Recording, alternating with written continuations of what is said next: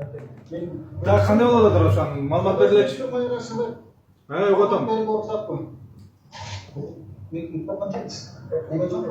Угатам. Биздин өзүбүз көрүп тургандай эң көп резервуардан өтө тийип атат таанымада. Общий жерде дагы экөө бар, жакын жайгашкан. Андан сырткары жанында 2000 кубтуктар турат. Төртөө бул дагы ушул фирмага тиешелүү. Күнбатыш тарабында Ред Петролиумдун 8 дана 3000 кубтук резервуарда бензини бар экен. Ал эми чыгыш жакта Газпромдун дагы бир 10 резервуары турат 3000 кубтук, өтө объему көп.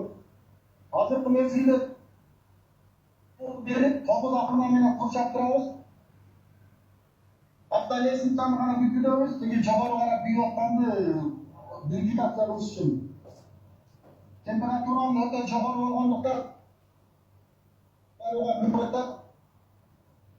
Атак по периметру полный стволдор иштеп атат, охлаждение берип кармап турабыз.